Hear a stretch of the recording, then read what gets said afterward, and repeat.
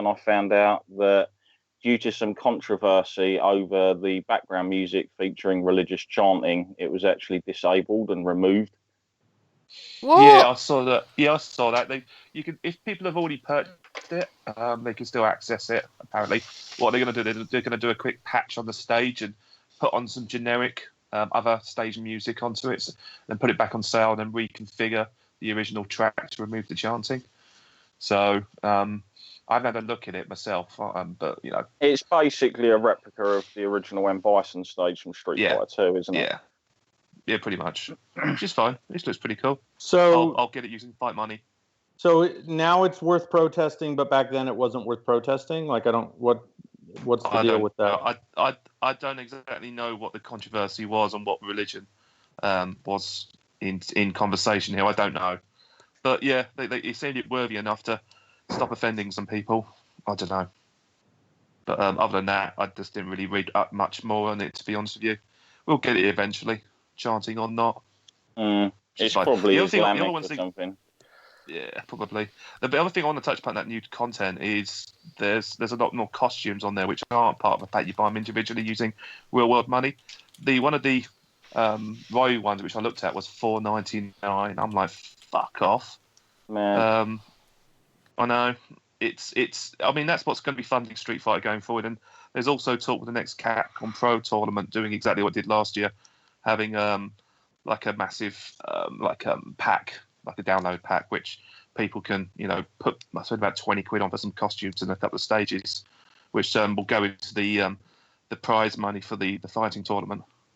Yeah, I did last year. Actually, they've picked up as well. They've done it again this time. I didn't see the pack. It's £20. You get 2 outfits. It's currently 2 outfits for Ken and Ryu, 2 fight titles, tour outfit for Guile when that's released, and a special stage when that's released. So it sort of works out like a normal DLC pack would for the costumes, but obviously it's sort of like timed. You can only get it for a certain thing. Oh, it's supposed to add extra challenges as well to the game. Not interested. I did pick up the jury outfit, which is like goth sort of school outfit sort of thing. Yeah, I saw that. Cool. Dirty perf. It's still a great game, still nice and fluid and everything like that. And we've still got we know what the next DLC character is going to be. It's Ed. Whoever that is. He's the weird. I don't know if you played much of the story mode before you quit it, Dan. But it's like you'll see Balrog going around with some like kid in a hoodie. Okay. Like weird abilities. It's him. Rightio. Okay, I did see that. He was one of those characters in that case that didn't really stand out. Yeah. Okay. That's what they seem to be doing this season, isn't it? They're doing all these new background characters. So I'm wondering if we'll get. I wonder if we'll get to see any of the dolls, because there was like about 4 or 5. Like DeCapra and so forth. Different designs for that. Hopefully not DeCapra again, but like some of the other ones that actually weren't just a rip-off of Cammy's character model with a mask on. I want them to do bloody Blanca. That's all I want. No Blanca. Blanca will come. Well, we all know like he's probably one of Yoshi Ono's favourite characters, don't we? So. Yeah. Speaking of background, needs to be Blanca. The stage that's currently up on the stream has Beefeaters playing trombones and trumpets. That's pretty cool. Yeah. Stage. Yeah. They'd be discharged from the service for that. As you probably well know. Pretty much. Well, we went to the town London College, but we didn't see any of that nonsense. No, there was none of that. The Queen is very upset about this. Yep. So moving on to another game then. I've briefly played, I picked up today another game, MLB 17 The Show. You shouldn't have. Oh, I'm glad I did. Oh dear. I've only played it briefly. You just sounded like you just... Don't tell me he plays like baseball. Yeah, but like in these football games, they're now doing it's like a story where you make your own dude and he gets scouted and all of this sort of shit. Well, it does that in MLB 17. So I've made my own dude, and I've now been. I was in the middle of getting scouted. So you start off, you get scouted for like a minor league team, and then you go up and hopefully play for a major league team. It's if you're into baseball, which I am, it is super cool. So I am loving it. The graphics are absolutely stunning. It looks so realistic. And that's what always amazes me with the MLB The Show games. Obviously, they're PlayStation exclusives, but they just get it right with the graphics and the lighting and everything. It's like so good. Baseball. Have they kept in the option to play as the horrifying Frankensteins from when they were developing the game, No. like Hairman and Honeycomb Face? If you haven't seen those, look up the MLB The Show sort of like glitches, and you'll see them. They're quite horrific, aren't they? Yep. But they've Almost added as some. bad as Mass Effect Andromeda. They have added some Not cool qu- not features this quite. year, but because last year it was pretty boring when you were fielding and stuff, because literally your man would pretty much automatically run to the ball and throw it. Now you need to run for the ball yourself, and then you choose which where Pitcher whether to or first, second, base. or third base Yeah. or whatever, and then this little icon comes up, and you have to actually aim it yourself, and you have to aim it really quick and press the right trigger button.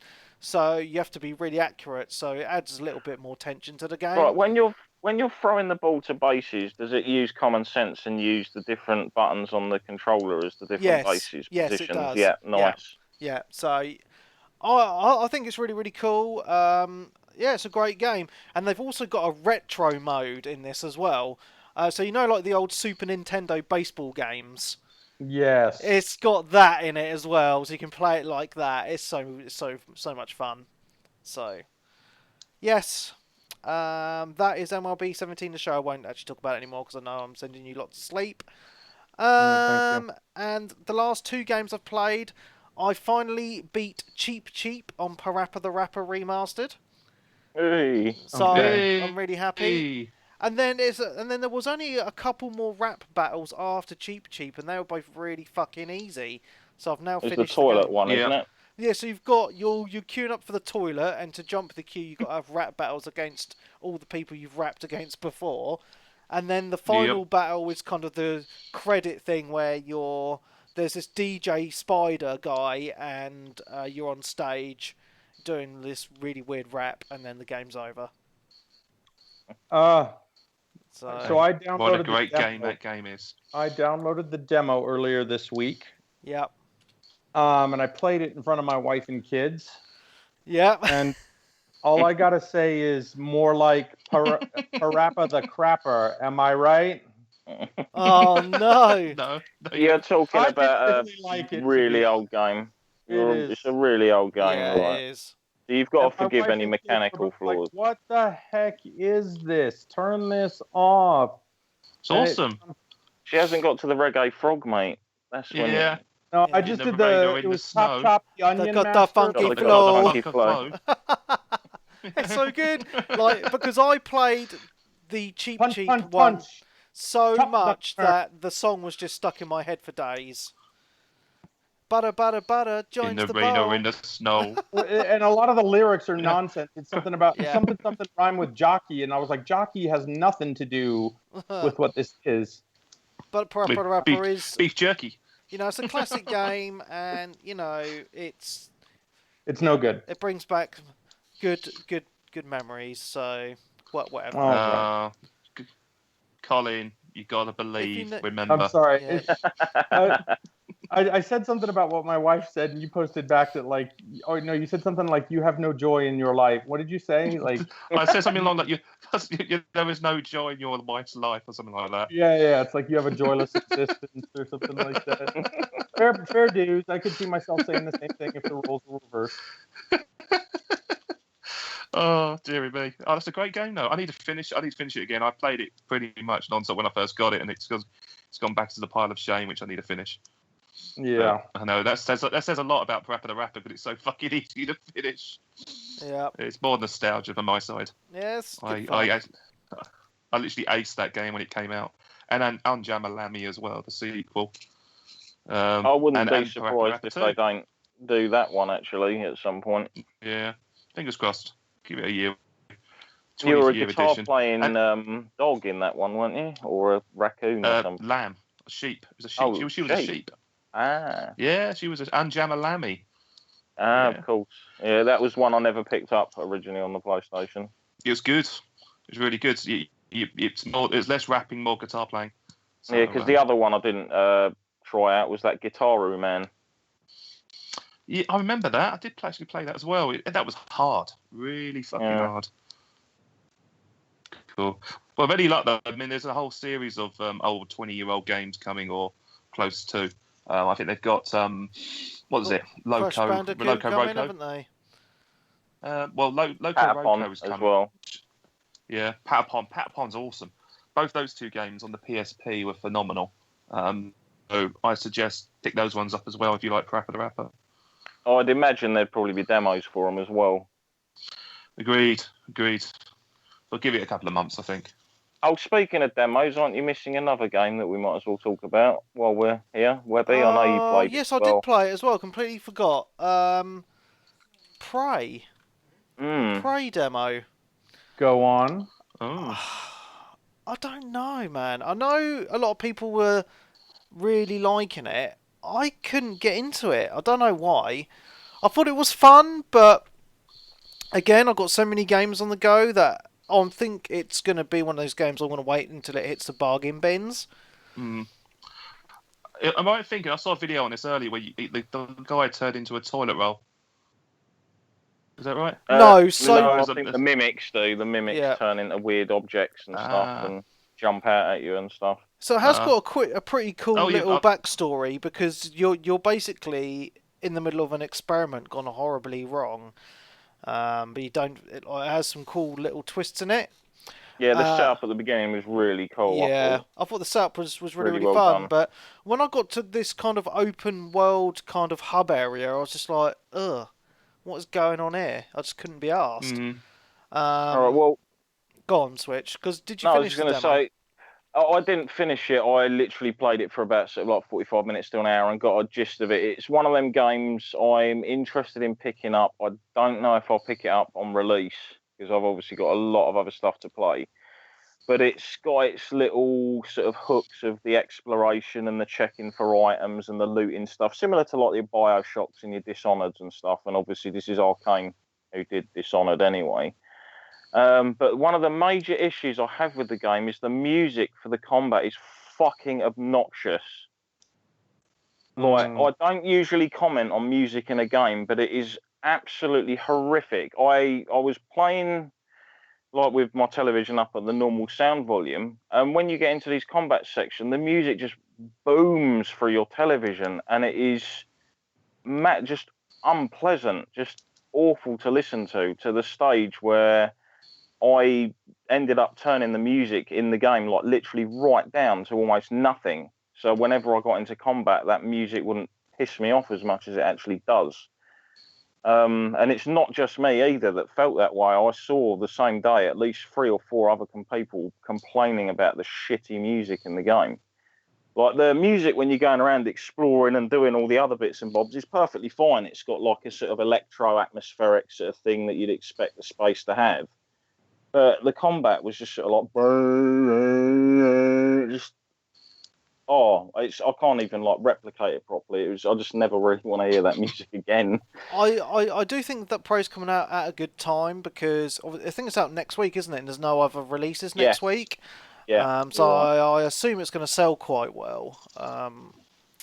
So, you know, coming out in a quiet period is always good. But for me, you know, with so many games on the go, it's just adding another one is just pointless. But it does look cool. I'm probably going to pick it up on PC though, probably in a few months' time or something like that. Because when it's cheap, when it's super cheap, like a tenner, on a Steam sale or something. Yeah, so I thought it was okay, but I was really excited for this because the original Prey I thought was absolutely brilliant. It was kind of one of those hidden gems on the 360. Rose-tinted glasses, mate. Oh, I really enjoyed it. It's fucking gash. But yeah, so I was expecting a bit more from this demo, but we'll see what the main game's like when it comes out, I suppose. But the demo just made me feeling a bit meh on it, to be honest. So yeah, that's my review. But yeah, it's good that we got a demo anyway, because I hadn't seen too much of the game. I roughly sort of knew the idea, but it's always nice to get a little hands-on and a little taste. Yeah, because it's had a bit of a dodgy period of, the whole period of it being made has changed studios and things have happened and stuff like that. So, it's had a troubled past. So to see them actually bring something out that's actually looks pretty decent is just a miracle, really. So. Yeah. Anyway, Dan's whistling through his nose. Am I now?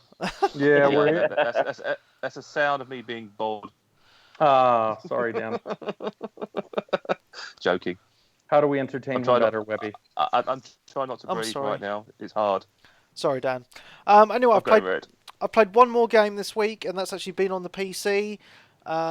We saw this at EGX Rezzed. It's a World War II first-person shooter for the PC called Day of Infamy. It's by the same people that made Insurgency, and I believe Insurgency actually appeared on the Xbox 360 and the PS3 as well, but it wasn't very popular on the consoles, but it's still actually very popular on the PC. Well, this is basically a World War II version of it, and it's actually pretty fun. I'm really enjoying it. It just reminds me of kind of old school, like Call of Duty-ish style, running around just shooting people in the face, which I've kind of been missing. So it's kind of my pick up and play first-person shooter game at the moment.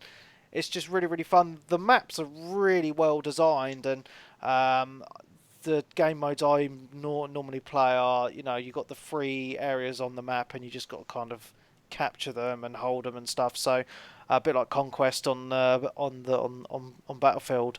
It's just a nice little game. It's really cheap as well, and I think if anyone in the community's got a PC, you should come and play with me and Sly, because we've both been playing it. So it's good fun.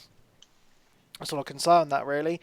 It's really good looking game. As I say, it's really well designed and it's fun. So, and it's just nice to play a game made by some small developers. So yeah, Day of Infamy, check it out.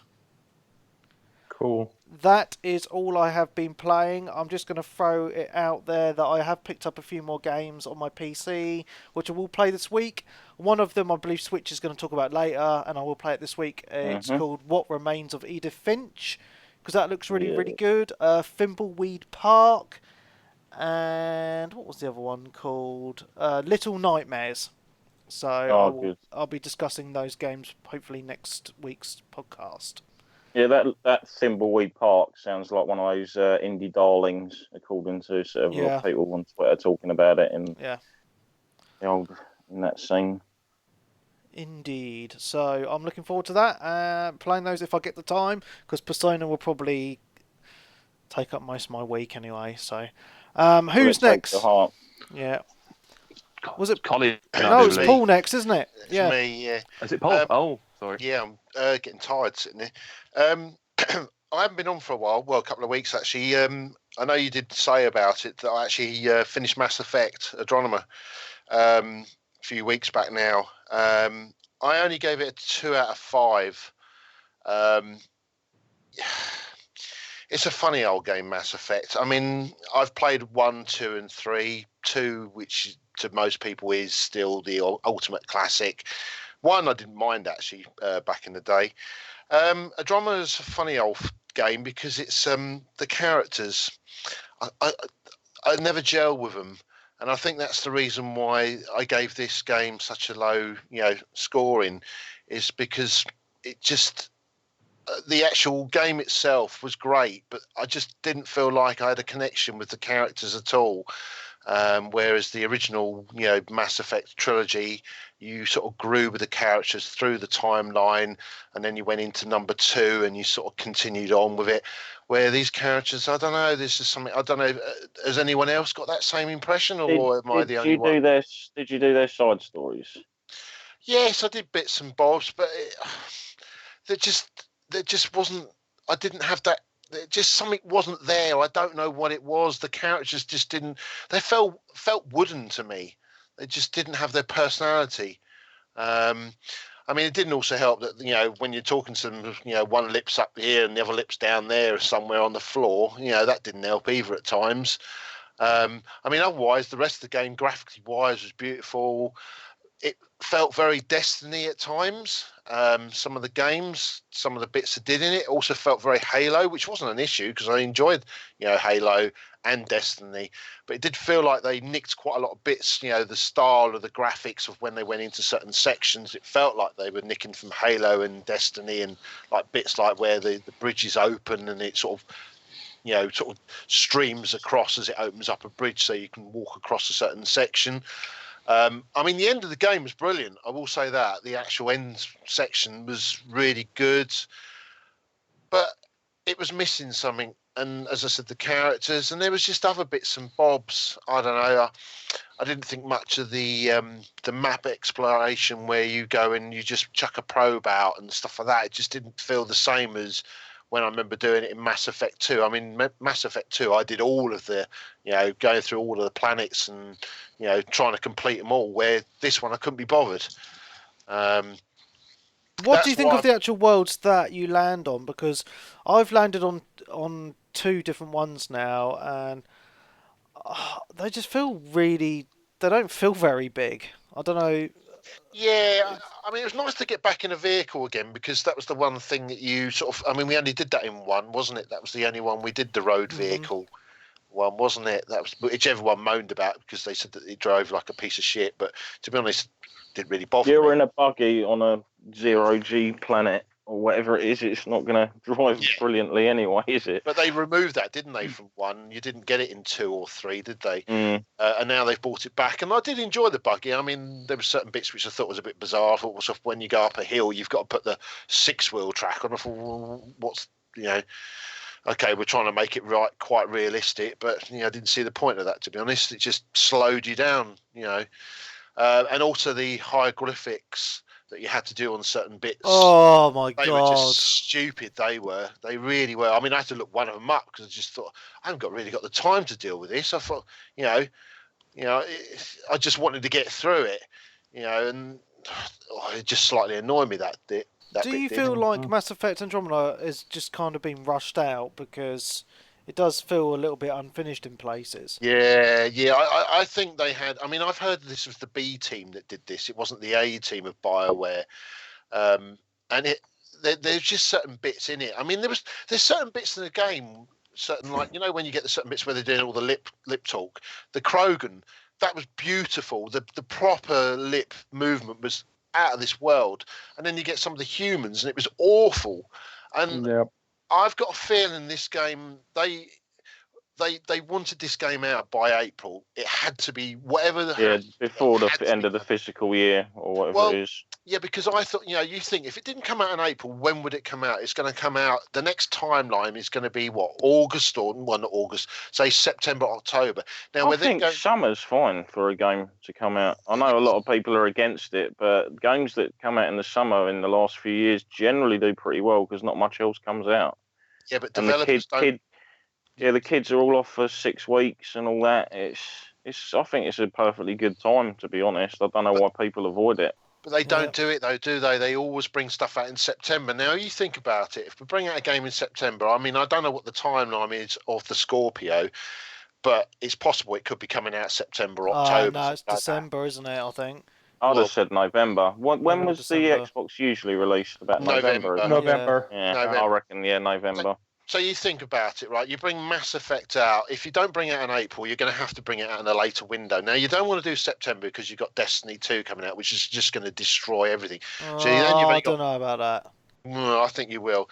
It'll do really well. It will do, yeah. So you think you've only got October and November. Now, if you've bought a game out that's had development hell, which we're not going to know about anyway, it's not going to look good, is it? If you bring it out then with all this lip sync issues and the rest of it, do you stick it out now and just see what it does? And I mean, it's done all right numbers wise. Mass Effect has done well. All right, they're saying it hasn't done as well as the last one, but is that because the reviews? I don't know, but it's a shame, really. I mean, where does it go from this? For me, Mass Effect Andromeda 2, clearly. Yeah, I personally would end it, to be honest, and start a new franchise. Another thing as well you've got to think about, look at the beginning of this year so far, what we've had released. Like you've Zelda Breath of the Wild and like Horizon and Persona and stuff like that. It's crammed with lots of games that take quite a lot of like your free time up to play. So I reckon a lot of people might have, unless you're like a dead good, like a diehard Mass Effect fan and stuff, a lot of people might have been like, right, I'm going to sit and wait, pick it up later on down the road when I've finished playing X and Y game. Yeah, the only good thing for it, though, as in, most probably which did help it, is it's science fiction. And that's the thing. We don't really get that much science fiction stuff out there, do we? So, Mass Effect, is Destiny science fiction? Well, it is sort of, but it's not an RPG. Halo. And Halo, those things. And people love science. I mean, I love science fiction. And that's the reason why I went and bought it anyway, because, I quite like science fiction stuff, but I went through it. I enjoyed my time with it, but I just maybe because it's a bit like Star Wars. You watch the originals, they're the classics. Then they brought the prequels out, and you just didn't like the prequels. You'll watch them, you enjoy them, but you're always going, they're never as good as Empire or Star Wars, and that's what Mass Effect Andromeda has done to me. It's good, it's playable, but it will never be as good as the original trilogy. So, I think a lot of people feel the same way, mate, to be honest. Yeah. So, but I mean, if you've got it, do finish it, because the ending is really good. It's got a really good ending. I quite enjoyed the ending. I've heard people who have finished it say it's set, because I think this is planned for another trilogy anyway, isn't it? It's the start of like a brand new trilogy, and the setup's apparently really good for the next game.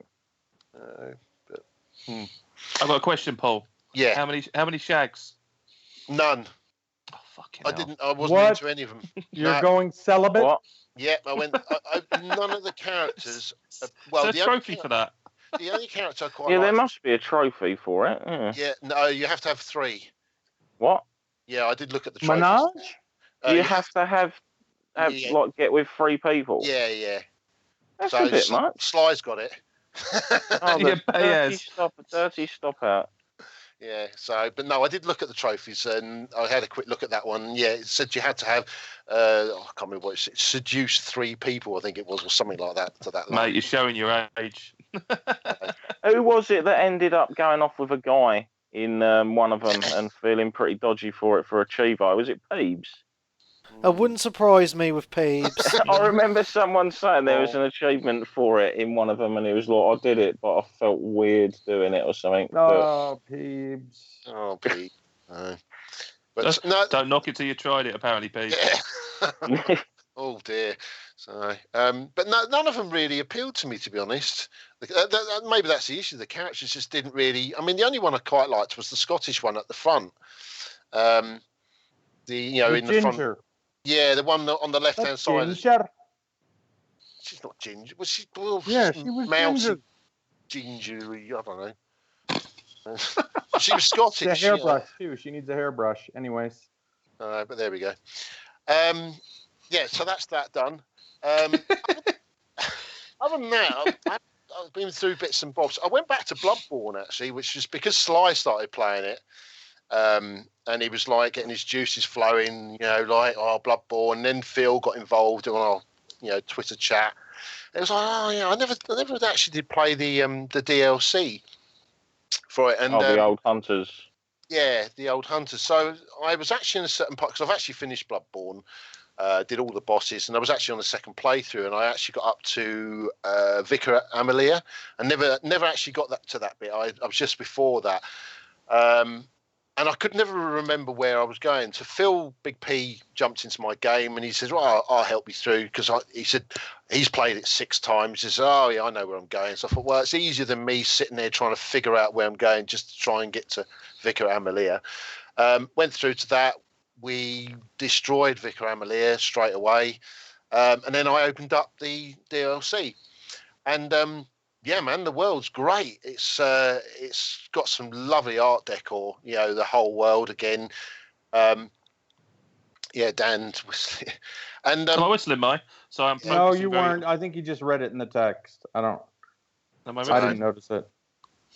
no, don't matter. But yeah, Sorry for breathing.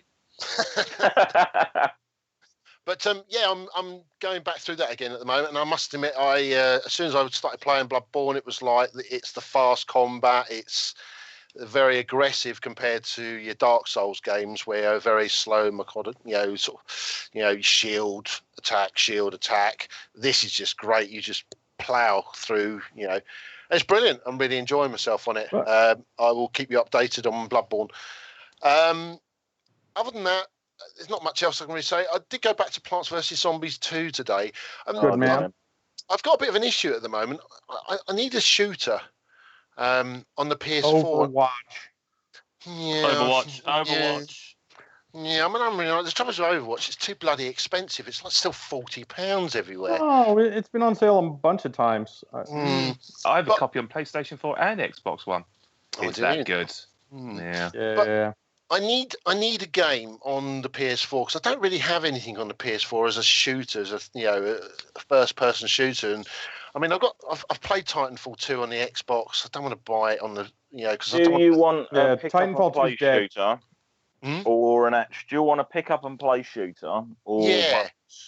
You I'll Killing watch Floor them. 2? Sorry, Killing Floor 2. Killing Floor 2. 2. I did see that today. It was quite cheap actually. I saw that today. So I want Is that something. good? I want something that I can jump. Yeah, in. it's very pick up and play Left 4 Dead-y and Okay. it's like co-op and stuff, and you can get it in the sale for like 16 quid. Okay, Alright, I'm going to have a okay. look. Yeah, I'll have a look for that because that's what I want. I want something I can just pick up, play for like 20 minutes or not even that. But also, if you have this like, you can do like a horde mode as well. I want something like that, where it's little levels, you can sort of go through certain waves and stuff. And that's where Overwatch. Yeah, Yes. there's something about Overwatch I can't. For me, God damn it. What about The Call problem- of Duty? Just like it. I don't Yeah. want Call of Duty. So me and Colin were owning on it last weekend. Absolutely owning. And when you The get that going, it's 3 phenomenal. new characters since you last played Switch, or Stunty. There's several new maps. It's still a blast.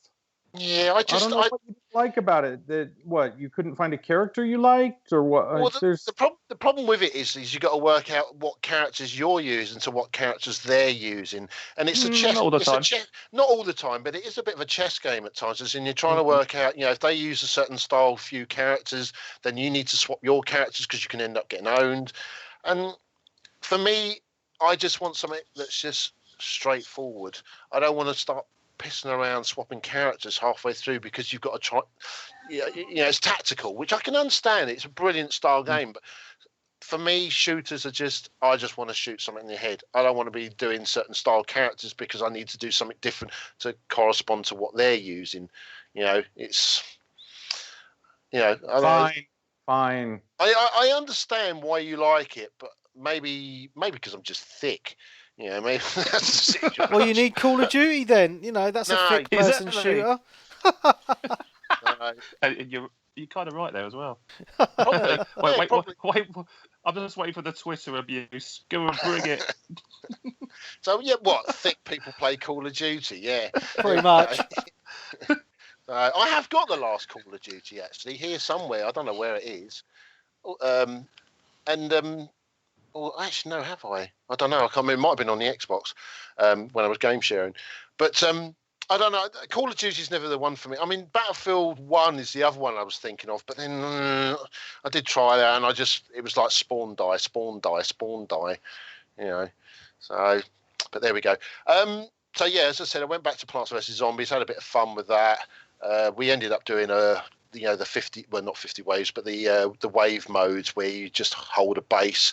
The trouble is I ended up with a bunch of kids that had no idea how to control a base, and Lol. yeah, I was like the only one standing at the end. In the end, they all just left. It was like, so we'd lose. So, but there we go. And the last game is I'm still playing Persona 4. It's my go to sleep game, because not like that because it is a really good game, but I play it when I go to bed. When you're winding down your day. Yeah, that's right. It's sort of like sometimes I get tired and it's like 9:30. I go into bed and just sit in bed and play Persona 4. I'm really loving that game. I'm on a bit of I've done one of the big dungeon bits. I'm on this section where as I say, I've got jobs on the go now. I come home from school and I sit in my room and do some letters, as you do. But yeah, really enjoying it. It will take me most probably till Christmas to finish it because I only play it for like half an hour and then I end up falling asleep. So not because it's a bad game, because it's just I'm tired. But yeah, that's it. That's me done. Cool. Collie Wally. I've had one of the best weeks of gaming in a long, long time. And so I'd like to go through this in chronological order, if I may, to paint the picture. So here we go. I had ordered on Sunday when we were last recording the podcast, I ordered from Amazon Nier Automata. And so Sunday night, Monday night, and unfortunately Tuesday night, kept on Persona 5 because Amazon were actually late getting me the Nier Automata. I think they sent it via the U.S. Postal Service, and it was a day delayed. So I actually got it on Wednesday instead of Tuesday. As soon as I got it on Wednesday, popped on Nier Automata and played that for Wednesday and Thursday. And as I mentioned, really, really liked it and found that to be very, very fun. Friday was interesting because at work, I was blessed with a slower than normal Friday at work. And so I was able to pop away to a couple of retailers. And I, for some reason, just have the Nintendo itch, not the Switch, the itch for Nintendo. And so I just told myself, I'm going to run to these stores because I'd heard on Friday, the 28th, coinciding with the release of Mario Kart 8 Deluxe, that a lot of retailers were going to have their stocks replenished of the Nintendo Switch, right? So on Friday morning, I run to Target, Walmart, and Best Buy and struck out. No Switches. And I only went because while at work, I called Target and said, hey, do you have any Switch consoles in stock? And the guy on the phone was like, yep, we've got one left. And I immediately got in my car and drove down there. It probably took me 8 minutes to get to the store. And by the time I got there, the console had sold. And so I didn't get it. Yeah. So I was a little bit downtrodden, feeling defeated. And so went home on Friday evening. And lo and behold, Amazon had delivered my Wii U gamepad replacement LCD screen. Woo-hoo. So my Friday evening was performing open heart surgery on my Nintendo Wii U gamepad. I'm sitting on my bed. I've got a YouTube walkthrough playing on my laptop, and I am literally, piece by piece disassembling my Wii U gamepad. It took me an hour and a half, and there is a lot of shit in that gamepad, in case you didn't know. Lots of different shiny-looking ribbons that plug into plugs and all these different kinds of connectors. And step by step, I disassembled the thing, took out the LCD screen and put the new one in, and then put it all back together. And tears of joy streamed down my face as I powered the bastard up, and it worked. Did you stand back when you turned it on? Yeah. It was suspense. So I had to do this because we got a Wii U, the Wind Waker Special Edition Wii U Christmas 2013. And loved to play and with Super Mario 3D World, and we played that bad boy for about 3 weeks before one of my kids stepped on the gamepad or dropped something on the gamepad and created a crease in the surface of the gamepad, such that the gamepad thought that it was constantly being pressed down. Like someone was touching the screen at that point. So I could not navigate any of the menus with the touchscreen, which there is kind of a workaround, but you cannot do any of the settings on the Wii U without the touchscreen. It's impossible. So connecting to a new internet connection, for example, has to be done via that settings menu. And so it essentially renders it non-functional. So my Wii U had been sitting in cold storage in the box for 3.5 years because I'd moved on. I was pissed at Nintendo. We got more Xbox Ones, got a PS4, playing other things, converted to Heroes of the Storm, and then got off that. But for some reason, with the release of the Switch, I was like, okay, well, how do we get a Switch? All right, I'm gonna trade in what's left of my Wii U for cash at GameStop and get a new Switch. So I busted it out and tried playing with it, and decided, you know what, F it, I'm gonna try and fix this. Well, a lot of people have had the problems that I've had with my gamepad, and they sell the replacement screens on Amazon with a full set of special screwdrivers that you need to take apart the thing. So that was a cool moment for me. Friday night was getting my Wii U back, kind of. And so we immediately popped on Super Mario 3D World and played a few games of that with the missus and really enjoyed that. And I downloaded A Legend of Zelda: A Link to the Past, the Virtual Console, and that's really what I've been playing all weekend because I freaking love that game, and I think the SNES one. Yes, the SNES version of Zelda, amazing game.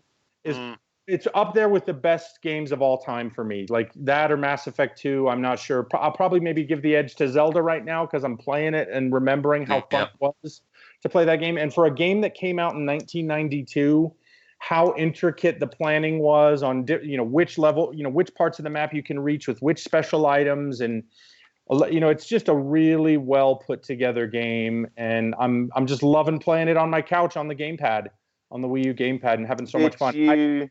Did you play A Link Between Worlds on the 3DS? I did, and really enjoyed that as well as a really nice tribute to A Link to the Past. And in a lot of ways, it's a better game, right? Because the graphics are better, the technology is better. They've had a chance to refine things, over the years. But just the magic of that Zelda game on the SNES, and just hearing the trump, all of the first kind of release games for the Super Nintendo had like. The sounds were all like trumpety sounding, like horn sounding, if you remember, and just the pastels and the graphics really brought back a lot of cool memories for me. I've beaten Agamine. I've found the Dark World. I've beaten the first two palaces in the Dark World. I'm trying to get the Titan's Mitt so I can, lift up some of the heavier rocks and get my the sword, my sword tempered by the blacksmith, who's a frog in the Dark World. If any of you remember all that shit, it's so fun, dude. Yeah, I remember. All the classic sounds as well that go with it. Yep. And that game is still kind of hard, like you can die, it's challenging. The basic sword swiping and the enemies come at you from different angles, and especially if you get a fast moving enemy that sticks on your ass, you can get hit like 3 or 4 times very, very quickly without being able to escape, and it is a challenge. So that I'm going to rinse that the rest of this weekend, and see if I can beat that in the next 2 or 3 days. Because actually, I must confess, I never finished A Legend of Zelda: Link to the Past. There you go. Yeah, I think I only ever got to like the 7th or 8th palace in the Dark World, and never got beyond that because it gets very, very difficult. Can I make a confession? Yes. Go on. I've never played it. What? No, because I've never played it. You never had a SNES. You guys were all Mega Drive. I have a SNES now. I finished it on the SNES, I think, and what else did I play it? I can't remember. It might have been on the Wii. I can't remember. It was another edition of it. I definitely finished it. I know that for sure. It looks cool though. I'm looking at a video on YouTube, and it looks really, really good. It's a great. It's very similar to the. This is the original. Link Between Worlds, which I haven't played that one. I must admit, I gotta play it if you've got a 3DS. I have got it. Yeah, I have got it, but I've never played it. I mean, Zelda. Zelda, I've played that. I've got it here actually on the SNES. That goes for good money. That does these days. Well worth playing. So Saturday morning, I figure, okay, now I've got my Wii U working. What are the must-have games for the Wii U, right? And so I do a little bit of research, and what I settled on was New Super Mario Brothers New Super Mario Brothers U, and Captain Toad's Treasure Tracker. Yeah, buddy, dude. So Captain Toad's Treasure Tracker. If you played Super Mario 3D World. There are stages and puzzles on that where you're Toad and you can't jump, and it's like what's that game made by that crazy ass bastard where you can rotate the world around and it's very 3D Fez. In terms of it's a lot like Fez, right, in terms of navigating. And I really enjoyed those puzzles, and so in Super Mario 3D World, and so I was like, this game looks right up my alley. Also, it's very cheap. It's only $30, brand new. Let's go to Walmart, and they've packaged that game with a Toad amiibo. So I didn't even know what an amiibo is. Tell Kind of like Paul. Skylanders, right? He's got about 100 of them. I haven't got that one. I saw that you bought that. I haven't got that pack. That looked really cool. Amiibo? Not the Toad one. No, I didn't. That comes as a complete package with the game, didn't it? I'd never seen that before. So I'm online on Walmart. Can you send it to me? Yeah. I see that they have that package in stock, the Captain Toad's treasure tracker with the Toad amiibo. So I'm like, right, kids, let's hop in the car. We're going to go buy 2 new Wii U games. Let's go get new Super Mario Brothers U and Captain Toad's treasure tracker and play that this weekend. Can I ask you a question? Did you get Mario Maker? No, I didn't. That's really good. I'm interested in feedback if there are other must-haves for the Wii U that I should be getting. Donkey Kong Country, New Freeze. That's hard. That is. Donkey Kong Country. Bayonetta 2. Yeah, Bayonetta 2, yeah. Xenoblade Chronicles, is that a JRPG? I've watched some videos of that, and it didn't seem right up my alley too much, and so I decided not to on that one. I'm open to rethinking that. Got Smash Brothers, you'll love that. Yeah, I've got Xenoblade. It's a bit of a time sink. I've only played it for a couple of hours, and I didn't really gel with me. And I'm a massive JRPG fan, so. Okay, yeah, so that's why I figured I'd hold off. It seems like maybe a slightly better than average JRPG, and with everything going on, I figured I wouldn't. Yeah, I'm under the belief that they're working on another one for the Switch, actually. Yes, they are. You get pre-orders. Yeah, so just wait for that one, mate, to be honest. Yeah. Good idea. And good segue into Saturday morning. I walk into Walmart. It's about 10 a.m. to go find this Captain Toad treasure tracker and this other Wii U game that I want. We walk into the video game section, and my kid goes and looks in the Switch section, and his mouth opens up, and his jaw hits the floor, and he points. I turned the corner. I was told, with striking out 3 times the day previous, I was like, there's no place in the whole valley that's going to have this, the Switch console in stock. Lo and behold, they have a Switch console, one Switch console sitting there in the box behind the locked glass, and it's the blue and red Joy-Con version, not the gray Joy-Con version. And I'm like, this is too good to be true. This is to be true. And I said, boys, stand right beside that bitch. If anyone walks up, you say to them, this is mine. And I went and flagged down a worker, and I said, hey, I want this. Get over here and unlock this. I'm claiming it. He marches over, gets it out, and I'm like, yeah, it's mine. And and I was like, oh, okay, so $300 for a Switch, where I'm holding it in my hand. I haven't checked it out yet. And I'm like, right, Switch. Okay, now I got to get a game to play on the Switch. So give me Mario Kart, and we walk over to the other games section. He opens up, puts Mario Kart 8 Deluxe on the, on top of the Switch console, and I'm like, right, I still want the Captain Toad Treasure Tracker game, so get me that. And so he gets that out of the thing with the amiibo, and I'm like, right, and I want all 4 of the family to be able to play it together. So we need another Joy-Con. So march over here and they had one Joy-Con pair left as well. The left and right gray Joy-Cons, $80, pretty steep if you ask me. Yeah. For an extra set of Joy-Cons, but what the hell? I'm feeling saucy. So he throws that on. We go over, we ring it up. It comes to $510. Oh my god! Yeah. When I thought I was just buying 2 games, I end up with $510. Immediately take a picture of the kids, and it's last night hit a nail, but tonight I bounce back. Yes. What did your missus say when you turned up with the console? She was in shock. She was in complete shock. Was she happy? She was happy, and she played some Mario Kart with us, and been having fun. That's been awesome, dude. 4-player split screen on our big television. We've got these little miniature gamepad things that you can barely grip in our fingertips. You give yourself arthritis playing this thing with how small the little Joy-Cons are playing on them individually. But the kids were just overjoyed, at the unexpected surprise. Had a couple neighborhood kids over to play. It's just been awesome, playing Mario Kart on the split. It's a really well done game as well. Tons of tracks. The graphics are awesome. Mm-hmm. Dan kicked our asses on it this morning. Had like 8 races. He won every single one. Guys, I was literally. It came to the second tournament we did on the 3rd race. I decided to take my foot off the pedal and just creep up behind them and take them out, and then won. So I've played the game. I've played the game maybe 45 minutes. Okay, in my life. You have all these different carts you can be in that all have different weights and accelerations and speeds and tractions.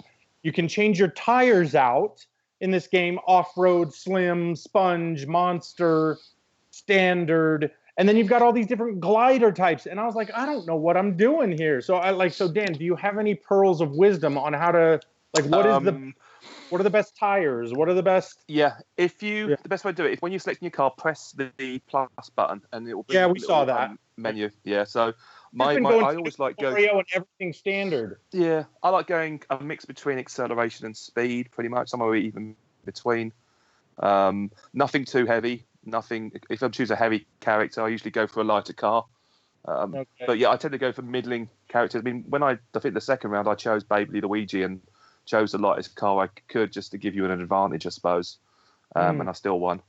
Well, to be fair though, as soon as you won the first one, you were in first place for the rest of at the starting line. And I think there was one where you got passed up and regained your lead. Well done on that one. But the other ones, it was just you were first from the start to the finish because you started off at the beginning. Cocky bastard. Yeah, I suppose. But there are ways of taking out the lead. If you get out, if you get sorted. I got one of the blue spiky shells to take your ass out. I've still never hit a lightning, which I want to hit. I only ever get green shells, bananas, and the occasional single red shell. So, anyways, maybe I just need to play it more and get my feel for it. But my kids have already figured out that if you flip the controller up when you're going over a ramp, you'll do a backflip in the air and land and get a speed boost. Oh, good. They got that. Good. Yeah, and which I like. Ryan, my son Ryan kept doing. He kept shaking it up and down. I was like, "What are you doing?" He's like, "You backflip and you get a speed bonus." I'm like, "No, you do not." Next time he did it, I saw it and I was like, "Yeah, little kid's right." Well, you can hit the one of the. I think it's the right shoulder button that does that as well. Mm-hmm. When you're drifting.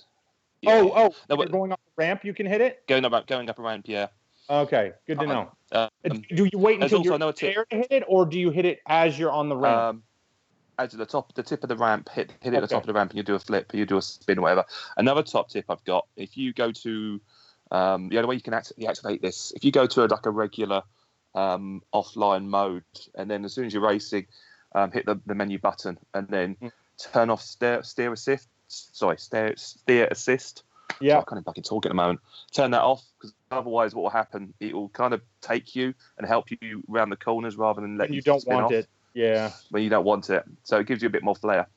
But that's good advice. And I'm also turning off the tilting logic too, because I've noticed that if I'm leaning on my left shoulder and my body position's slightly tilted, my cart's turning when I don't want it to be turning. You know, that type of thing. So those are things I had to learn in the very beginning as well. Definitely. This is a great split screen. You have guests or company over at your house. Pop that on and just let the laughter ensue, because it's a lot of fun. It's classic Mario Kart magic going on. And then I opened up Captain Toad's and played that with the wife for a little bit. She's a little, I don't know, like any mobile puzzle game my wife does, Candy Crush and Jelly Smash and all that shit. But you put a console controller in her hand and she becomes a dribbling whatever it is. Like she cannot function. Like what is this Jelly Splash? It's a lot like Candy Crush. It's like these different colored jellies, and you connect them and clear the stage and all that stuff. So I did play Captain Toad's. I played like the first 4 puzzle levels. It's cool. And I'm enjoying it. It's exactly kind of what I envisioned it would be. So just lots of different games going on for me with Persona, Nier, Mass Effect, Captain Toad's, A Link to the Past, and freaking Mario Kart, dude. It just and so you've much still got Breath of the Wild to go as well. Yeah. I mean, we'll end up purchasing that and playing that at some point as well. Which, by the way, there are really only 2 playable games or games worth playing on the Switch right now: Breath of the Wild and Mario Kart. I looked on the eShop, Dan. And there's Zelda. nothing there. And Zelda. There's nothing there. Snipper Clippers Breath of the Wild is Zelda. Is that one downloadable? It's only I went to the eStore. I didn't see Snipper Clips. Maybe I it is on there. It's supposed to be really good. Okay. What's the premise of Snipper Clippers? I'll let you describe it, Paul. What, Snipper Clippers? Have you played Snipper Clippers properly? Yeah, it's sort of, from what I saw of it, I mean, my daughter played the demo. It's moving things around, shapes around, and put them into certain boxes, but you work together as a team, so there'd be two of you doing it. But the problem is you've got to both work together to try and get them in the right places, otherwise you can't move on to the next section stuff. And it's supposed to be quite fun from what I've seen of the videos on IGN, because I didn't actually watch my daughter play it, to be honest, but she keeps actually today we went off to town and we went into game, and they had, they have the codes and they have the cards there. She goes, "Oh, look, there it is, Daddy. I really want that." I was like, "No, you're not getting it." It must have given her a good impression, because she keeps banging on about it. I'm going to wait for a sale. It will go down eventually. Yeah. Well, I've got it because I've got another pair of Joy-Cons, because they've got a deal over here. You get if you buy a certain pack, you get it for an extra. You get about £6 off the total or whatever.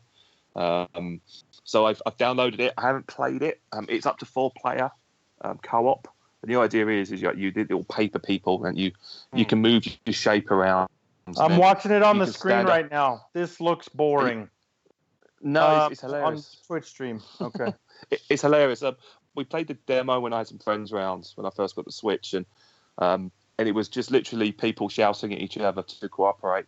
This was showed at Res, if I remember correctly, as well. Yeah, it was. Yeah, downstairs.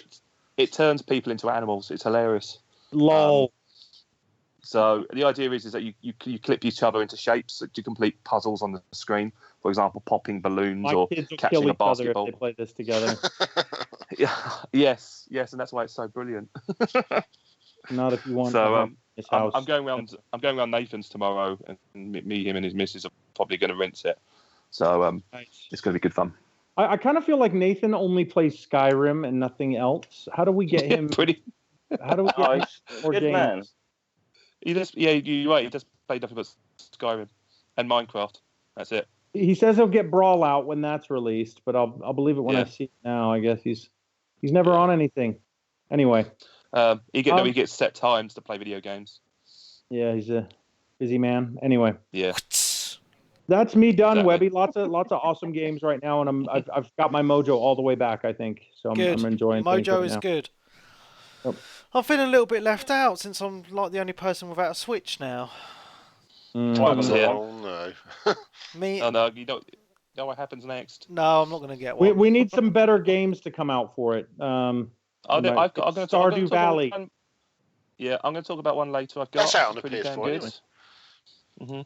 Dude, with the Xbox, the PS4, and the PC, like I've got far too many games as it is. So a Nintendo would just kill me. Anyway, who's next? Get an emulator for A Link to the Past and play that. I will allow you to buy that one. Well, I can just get that on the Wii U. Yeah. Yep. Because then I can play it on the little controller thing. That's the way it should be played. Anyway, Switch. I'll obviously get my usual ones out of the way. Played obviously Final Fantasy 14, Peach Beach Splash, like the two sort of like regular ones I sort of play every now and again. I will briefly talk about Skyforge because I have been on it again this week. I've finished the story mode as per se, and I'm now like a junior god. And there's like now a ton more grinding to sort of basically do on the game. Once you reach that point where you just basically constantly like boosting your attack and your defensive capabilities against all the different types of creatures you find, increasing the amount of time you can spend in god form, etc. But it still has its issues. I mean, you can go into like 5-player dungeon content and no one's a tank. So it's literally utterly pointless. And then people start just rage quitting and dropping out. And it's just like, yeah, that's great. Or the game can't be bothered to actually animate some of the status effects in the game. So all of a sudden your character won't be able to move or attack or do anything. And there's nothing to show you why this is actually happening. So yeah, that game's still free as it is. It's still got some frustrations and stuff to it. But hey. But yeah, the one I really want to talk about, which is one I finished this week, was, as you said earlier, Webby, What Remains of Edith Finch. Yeah, this game looks really interesting. It is absolutely weird. What system is it on? It's on PS4 and PC. I have heard that the PS4 version apparently suffers performance issues, but I didn't really have any when I was playing it, albeit I'm playing it on the Pro, so it's probably going to run better, and I have my boost mode activated or whatever it is through the dashboard and everything. I did have like a couple of texture pop-ins. One was like at the very start of the game when I first went into it, and another one was when I sort of came out of a story. But apart from that, I didn't really notice any issues or parts of the game where it sort of like went weird or anything.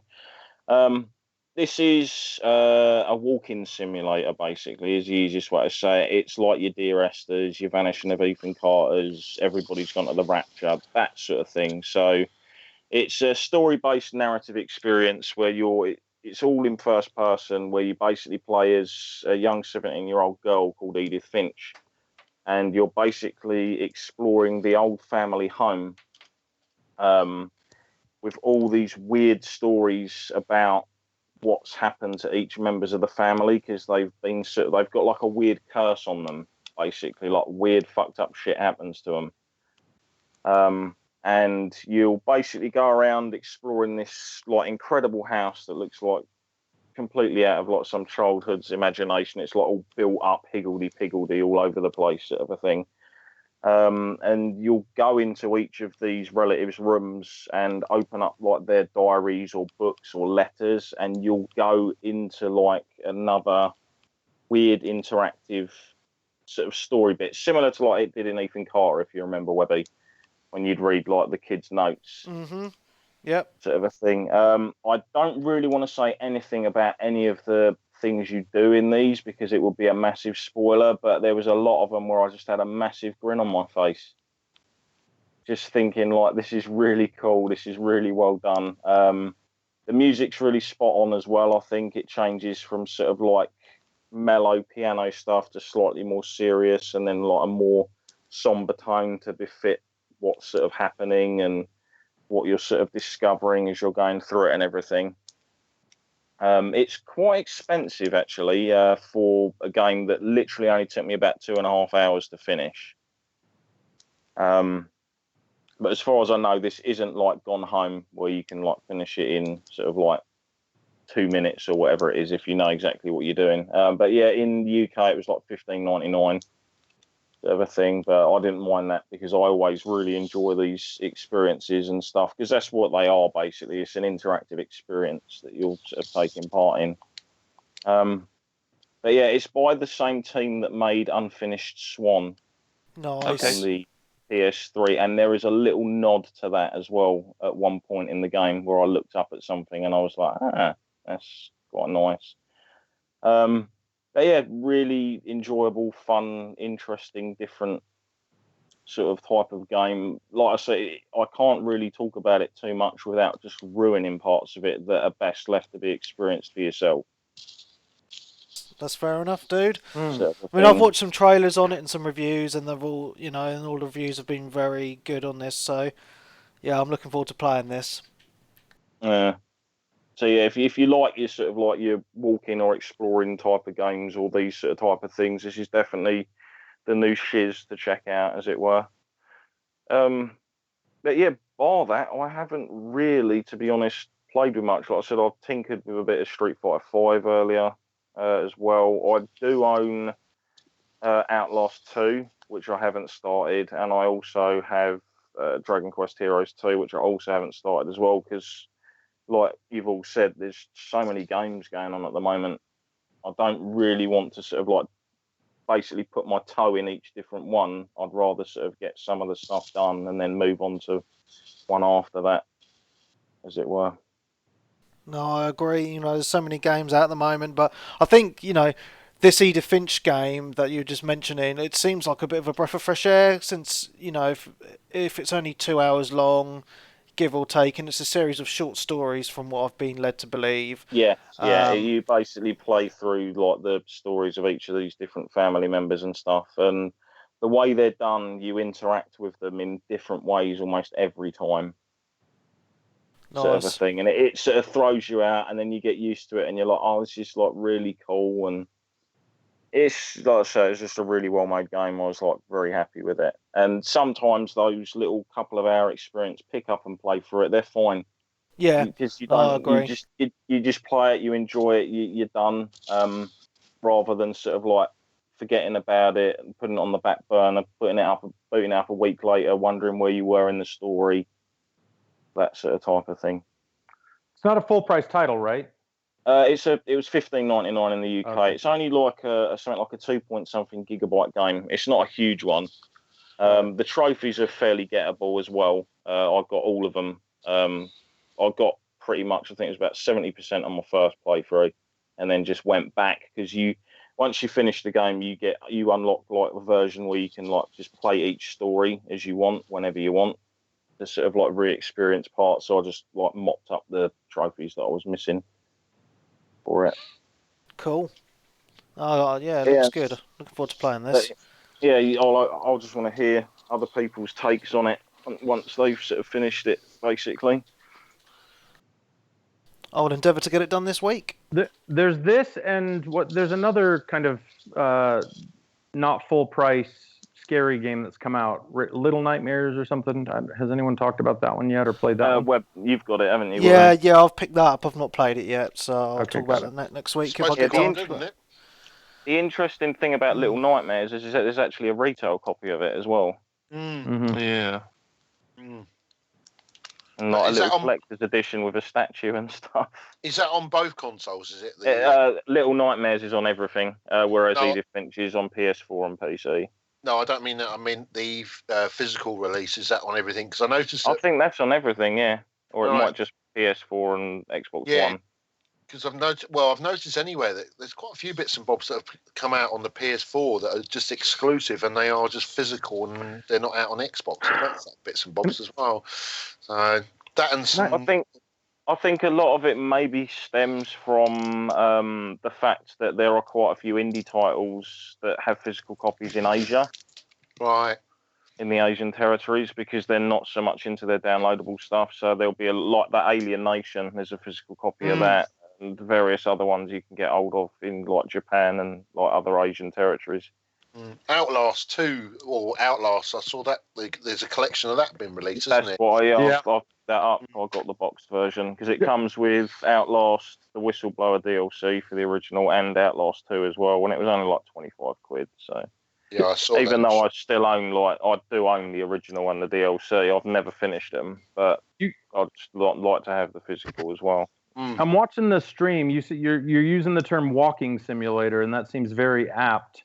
Which is similar to Outlast, right? Where you don't get any weapons and you're just kind of walking around. Like, does something kill you in this game? Can you die in this Edith game? No, it's basically a narrative experience, like an interactive. Webby, are you sure you want this? Oh, I've already got it, dude. Okay. No, if you haven't played them before, don't knock them. Like just don't be put off by it because it's something a lit's different. There's gameplay in there, and I'm one of these people that when I play Skyrim or BioShock or any of those games where you're sort of left to explore, I do spend a lot of time just looking around at the scenery and like enjoying the atmosphere and everything. And these games have a lot of that in them, like the walking simulator stuff, like the great visuals and going around and exploring and stuff like that. I can't get into walking simulators. I get bored. No. I'd rather just go and walk down the road. That's what I worry about for me as well. I was going to say, if you ever want one that's like to dip your toes into yourself to try out, I would say try Vanishing of Ethan Carter, because out of all the ones I've played... Really? Yeah, I got bored. I'd rather go Dude, you're crazy. I'd rather go out and go and walk in the field. That was more interesting than play that. God. You were like solving murders and stuff in that game, and there was like that was probably one of the most interactive ones I've had.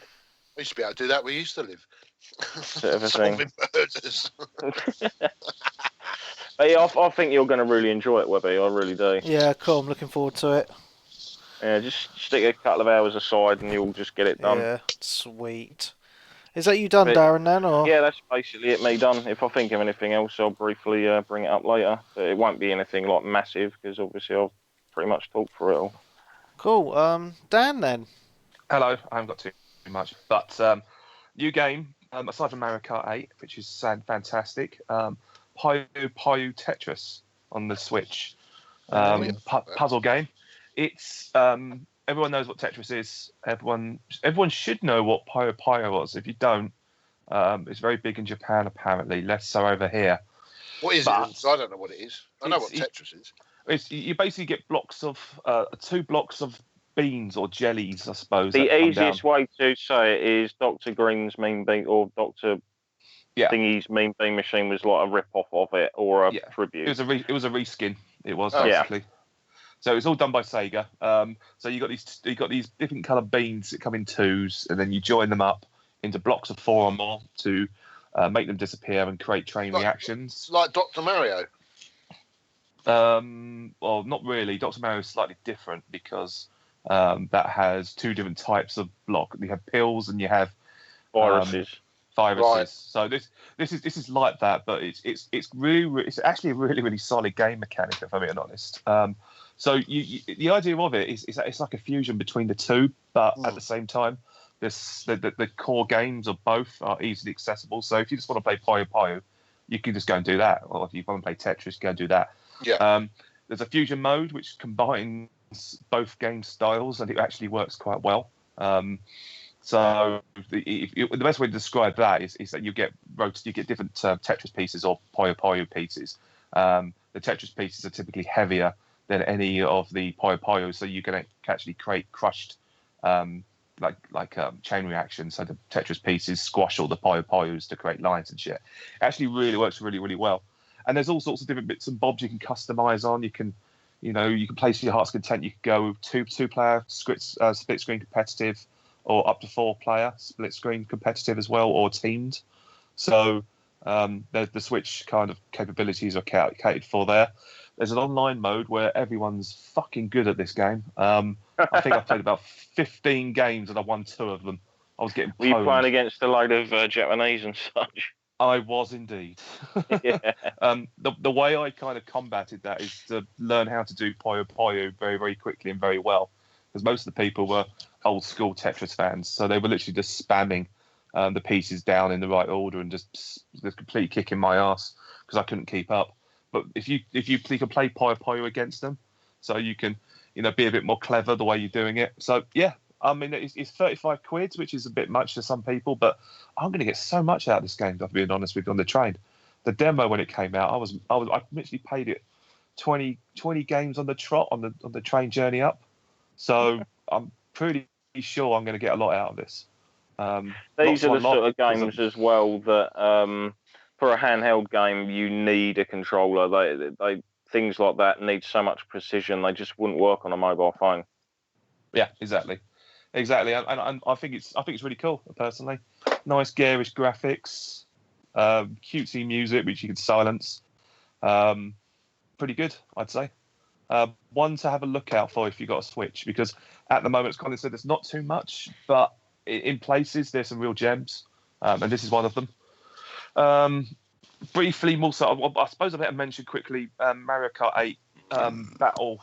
Oh, that lovely bird there. Sorry. The battle mode in Mario Kart, we didn't touch it. I played it for the first time today. Oh my fucking god, they've done a great job at this. Was this with the balloons? Yeah, but they've kind of messed it up a little. Well, not messed it up, but they've kind of.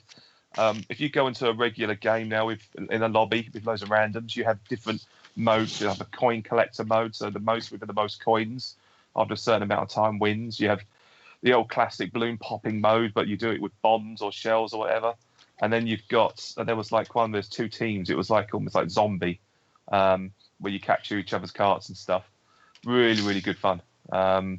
Really happy with that. I mean, it's a different layer to get stuck into. So hopefully we'll get some more games going. If you want to join us on it, I think my Switch friend code is on my Facebook in the group, so I want to check it out. If not, just send me a message and we'll swap friend codes. Woo! What else was there? I completed again on another mode, Super Bomberman R. Apparently they did a patch for that. Apparently they increased the frame rate, or they decreased the frame rate, and they put some resolution. Apparently there's some new levels as well to unlock. What I will say about that, there is a whole shop to unlock stuff in, and it's really stingy with the awards that you give out. So it's going to take forever to unlock all the characters and stages, which is bloody annoying, especially for a multiplayer game.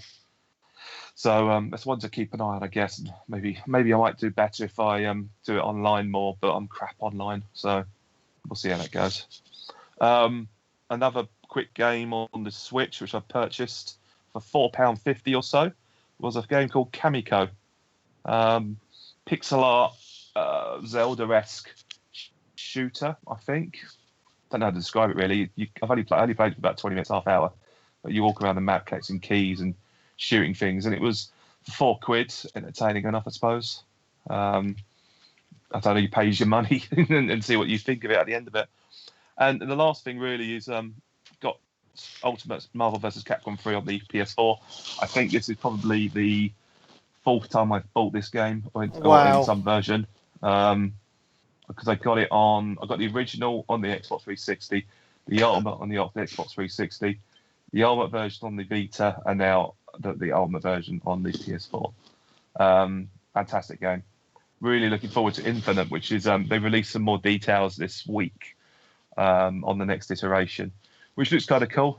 They've only really released 1 or 2 new characters to the roster or announced them, and that's what's his name, Ultron, and the bad guy to Mega Man. What was his name is? Maybe someone can correct me on that. I don't know who he is because I never finished a Bomberman game because I'm shit at them. Or not Bomberman, a Mega Man game because I'm shit at them.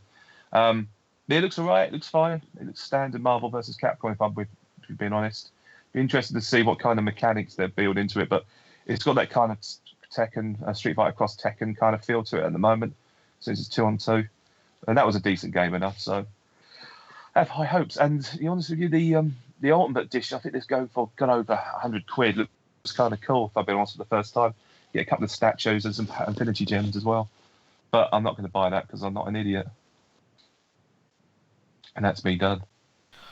Nice. Well, okay, before we end then, I'm just going to do a few questions. But I just want to mention, who's looking forward to Call of Duty World War II then?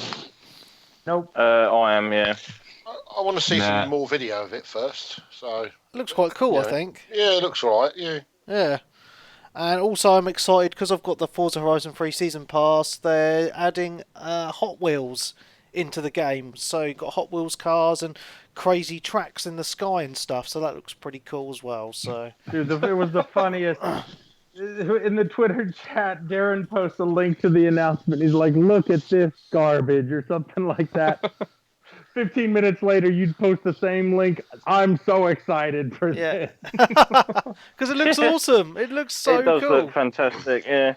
Was it Darren that was slagging it off or somebody else in the Facebook group? I can't remember. It wasn't me. Oh, okay. Somebody else. It's probably Elliot. Okay, yeah.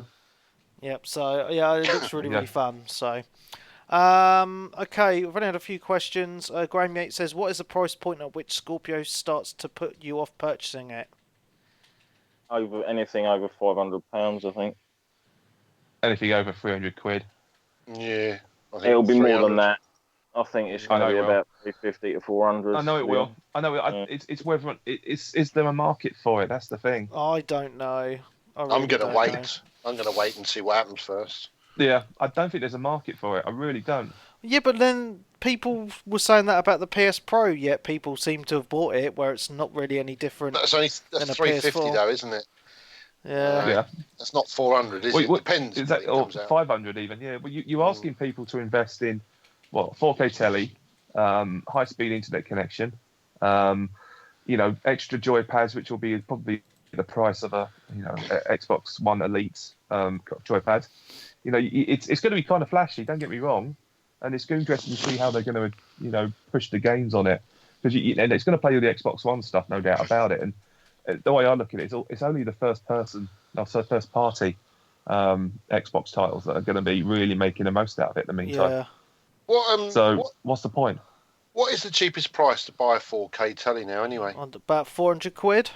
About 400. What's that? What size though? 50-inch, I would say. That's a 15. So, is that a Mickey Mouse make one, or is that a decent? No, I think because they've dropped in price quite a lot now.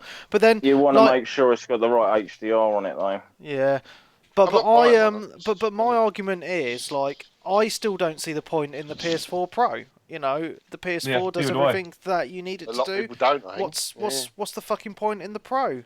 In my opinion, there isn't one. You know. It's like polishing your sunglasses, isn't it? Yeah, it just seems really, really odd to me. You know, I really. Politics I can sunglasses. see some extra hair on my dude's head, and I'm running around shooting people in the face. Don't really give a shit. Yeah, but some Yeah, people but then you like were, that, though. like I said before, you were one of the people that was like, "Oh, games on my PC look so much better," and that's exactly what it is. Resolution. It's the But I same think that's thing. but I'm still running them at 1080p plus but my monitor is only 24-inch.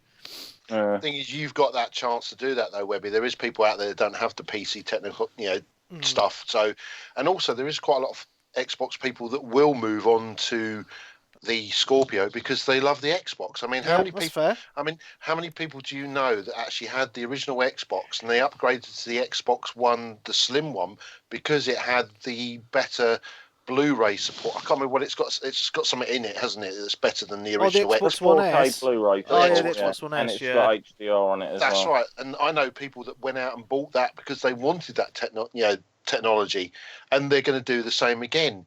You know, they're these people that are like that, and I'm not. I'm afraid. Well, I used to be, but to be honest, I don't really have the money these days. So That's the thing. That's my point. Is there a market for it? You doesn't convert your existing fan base. If Microsoft are any smart, they'll try to get more customers over to them. And is the Scorpio that? I don't know. I don't think it is. The trouble is they've got to be slightly careful because if they do bring out the Scorpio and they say, this Scorpio's coming out, the graphics are gonna be so much, and there is, I mean, so far, right? If you look at the PS4 and then you look at the PS4 Pro and then you look at the game difference between the two, there's not really that much difference. I've noticed it looks a little bit better, but it's not like when we went from CRT to HD quality. No. The problem you've got is if we have a Scorpio that comes out and the graphics are so much better compared to the Xbox One, you're going to really piss off the Xbox One fan base, aren't you? Because they're going to think, because it's 3 years old, 3 to 4 years old, that Xbox One is, and you think, you bought the S out last year, and then you're going to bring out another console out again that's going to then jump it even more further. The graphic, I know they're going to be able to play it on the original Xbox, but if it's going to be that much difference, they're in a bit of a, it's a rock and a hard place. You don't know what you do. Do you bring out something that's that more powerful, which is what they're doing, and then show graphics like Forza Horizon 3 that's going to, it's going to look like real life? Which then, people go, oh, fucking hell, I've got an Xbox One S here I bought last year, and it looks shit now compared to that. Well, no, it's just all it's gonna do is increase basically resolution, performance, load times, that sort of thing. The graphics aren't going to really change because it's like looking at PS4 games and the PC counterparts side by side. They're virtually identical. Yeah, but literally virtually identical. It's just down to resolution and stuff like that. You don't expect the games to look like leaps and bounds ahead of what you've got on your standard Xbox on the Scorpio. Well, it should be, though, because of the teraflops. Yeah, but no, that's all to do with the processing of all the information in the game and making it run smoother and things like that. It's not going to be used all for graphics. It's like you say, you start putting graphics to the forefront. I mean, it's like, take Horizon Zero Dawn. That looks beautiful still on a standard PS4. Yeah. But yet on my Pro, all it does is it makes the resolution better and it makes the HDR, like the lighting, look better. That's basically all it roughly does. So realistically, you could be buying a Scorpio just to get a UI that actually is fast. Because at the moment, the UI on the Xbox One is shit. Sorry, it is. It's shit. It's so slow. It's unbelievable. I don't know. I don't have an issue with it, to be honest, but. I don't know. It's a bit garbled. It's a bit garbled. I mean, especially if you go there time to time. You're going, well, why isn't this working the way I remember it? Yeah. They mucked around with it so much, over the years. They should never have gone with the Windows shit on the console. They should have just left the Xbox as it was and not bothered with having the whole Windows on it, because that's when it all started to go to shit. But then they want to incorporate it, though, don't 360. they? Yeah, I mean, that's their plan. I mean, it was weird. I posted a link earlier today in the obviously the Twitter group where it was like an interview with someone on Phil Spencer, and he was apparently saying that multiplayer games are the future and single player games and that don't really do very well on that anymore. And this was in the same month of like Neo, Nier, Horizon, Zelda, Breath of the Wild and stuff, and it's like, what, mate?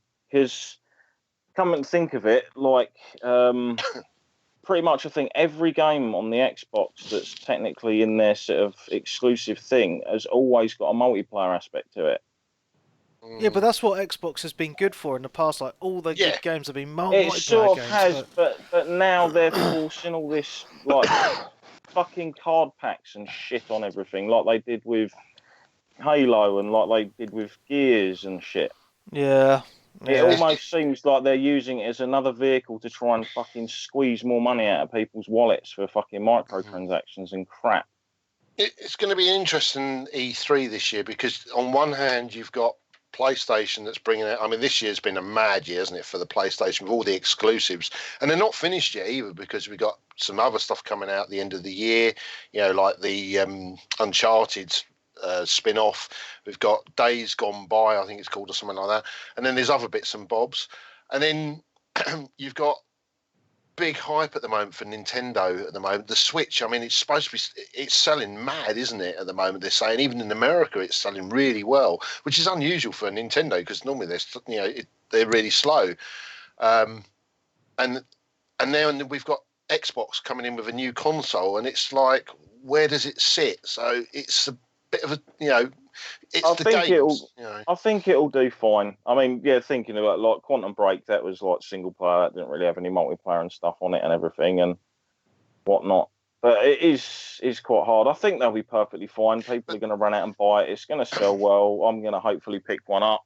The difference is, though, is the last time Xbox, because you think about the original Xbox didn't really do that well because the PlayStation 2 ruled the market back then. And then the PlayStation 3 came out. They fucked up with the price. It was way too expensive. It was a clunky old mess anyway, the PlayStation 3. And that was when it came Xbox out. Xbox came out with a 360. It dipped in there and nicked a big slice of the pie. And then that was it. It just held that slice of the pie. And then they messed up, didn't they, Xbox? They had Don Matrix came in that just destroyed the Kinect and all the... Yeah, he destroyed it. And the problem is now is the PlayStation's gone back to being the number one, hasn't it? But the difference is now is that PlayStation aren't bringing out a new console, are they? They've got the PS4 Pro out there. They most probably could do a price drop on it this Christmas, I bet you. They've also bringing out a PS4 Slim with a 1 gig hard drive in it now. They're bringing it, even though I don't see the 1 point. terabyte. 1 terabyte. 1 gig. And they're only about 200 quid anyway, or 250. They're quite cheap anyway. I mean, to be honest, I don't see the point of them anyway, because you can just plug a USB one into it now, can't you? But some people don't like doing that, do they, Darren? No, I'm internal all the way. I won't ever bother with a external. So it's going to be interesting to see. I mean, Nintendo's what I'm interested to see, because they're going to have they've said they're going to have a big E3 presence this year, aren't they? So it should be interesting. I mean, I'm interested to see where Microsoft are going with whatever it is they're doing, because a lot of, well, not everyone, but there's a few of us that are sitting there thinking, like, what the fucking are they doing? Like, getting rid of some of their exclusives. They put all their console exclusives on 2 platforms, which is a bit of a weird one. I still will always say that is a bit of a weird one. Yeah, I think that's a strange idea. And it also makes you wonder where they're going forwards with everything. So everything trying to have this one unified platform. That's perfectly fine. But for people who generally want console gaming, as console gaming's usually been thought of, they're the ones that own PlayStations now. I don't know, it'd be interesting. The only thing I will say, I mean, God, I hope it doesn't ever happen, because competition is always good. If this doesn't succeed, do you think they pull the plug? I'm not. I know that there might. Could be bollocks, but I've got a feeling that the Xbox division for Microsoft is their least, biggest earner. Yeah, I mean, I don't know. Microsoft in general, very small amount of the pie, from what they make. Whereas on the other side, Sony, the PlayStation is what's holding them all together at the moment, isn't it? Really? Yeah, I read a report about Sony, and Yeah. the only part of their business that's doing any good now is the PlayStation Yeah. side. So Yeah, I've heard that, and the film side's not doing that great, is it? So it could end up with no Sony, no Microsoft, and just Nintendo. I don't see that happening. Buy Switches, everyone buy Switches. Yeah, that'd be strange, wouldn't it? This will be one of the most interesting E3s in years, I think. Yeah, because obviously you've got Microsoft. They're coming out swinging first, aren't they? I think they're doing their their conference like the day before, like Bethesda did last year. Sort of a thing. Well, they're Sunday, aren't they? Whereas they're normally Monday evening or Tuesday evening, aren't they, for us in the UK? I just want Sunday evening or something. I just want them to bring out a few weird and wonderful sort of like exclusives, sort of a thing, or should I say, like console exclusives. Yeah, we want we want Left 4 Dead 3. Oh, can you imagine if they pulled something like that out? Because don't forget the Left 4 Dead games were 360 exclusives, and they were massive. We've got Half-Life 3. That'll never come out. No, I know it won't. And what else could we have? I don't know. No idea. Anyway, guys, time has been ticking on. We've been going for over 2 hours, so I think it is round about that time to finish. Do we have any questions? Yeah, I had time to read out one question, and that lasted for like 20 minutes. So, do the rest. Go on, we've got a bit more time. Keep them for 2 minutes after it stops. Okay, right. So the other one was from Russell, who says, "What's the worst justification you've ever used yourself to make a video game or console purchase?" It'll make me feel happy. Yep, that's the same with me. Yeah, I like seeing things come through the post. Yeah, it's a nice feeling. That. Yeah, you get home and you open all these envelopes and you smell the game case. I used to smell the instruction booklets, but obviously we don't get them anymore, do we? So. You wouldn't want to smell some of the used ones I've had at the weirdos. You've never done that. You've never opened up a new game and like as you're fanning through the instruction booklet, you get that fresh ink smell come off it. Yeah, I don't sniff it. Yeah, you're licking your Switch. Do you remember? I remember getting I remember getting Gran Turismo for the PlayStation, and it had one of the selling points was the disc had a rubber smell. Did it really? Yeah. I don't remember that. Yeah. I remember I've got it here somewhere. Books about flipping a Bible. It's huge. It's all in about 15 languages as well. Okay, next question. This is the last one from Nigel. What other hobbies, leisure pastimes do you have? Gaming. Music. Gig Really? going. Yeah, gig going. I have quite a few actually, don't I? Because I've got VWs because I've got an old camper, and I'm a collector of old BMXs and old skateboards, and I have about 40 of them. Could be 50 actually, but I'm not going to count. Right. All round the poles then. Nice. Dude, your house must have so much stuff. No, because I've got a big loft now. Nice. Yep, until the roof collapses. I did think about that the other day. I thought, shit. There we go. Cool. And that is it. Done. So we're going to end it here. Collie Wally has already left us because he had to run. So we're going to end it here. So thank you very much, everybody, for coming on. It's been a really, really good show this week. No worries. I will try and get it online tomorrow if I can. And so for me, Mark Webb, Gamertag, PSN ID, Steam ID, Webby317. And I'm way past my bedtime. It's number one Stuntmaster. I think it's me. I'm not too sure. It's Sensei Switch. And this is definitely me, Cinema Dan. And Carly Wally. I'm an American. So thank you very much. Don't forget to visit the website mojo-interactive.net. Follow us on Twitter at mojo_int. And join our Facebook group. It's better than all the other Facebook groups out there, even the new ones that have been spawning up. So that's facebook.com/groups/Mojo Interactive. I can't believe you all still use Facebook. I really can't. It's just the only way to talk. It is, yeah. Yeah, that's where all the cool people are. So Anyway. 2010. I know. Yeah, it's all the people with their insecurities taking photographs and posting them online, just like me. Yeah. Yeah. Yeah. Look at me, I'm here. Woohoo! So anyway, that's the end of the show. So thank you very much. We will see you next week. Goodbye. Bye. Boy. Bye. I ordered Killing Floor, Dan. Oh, right, Dan. excellent. Yeah, so the only problem is, though, I did look at the graphics of it. I won't be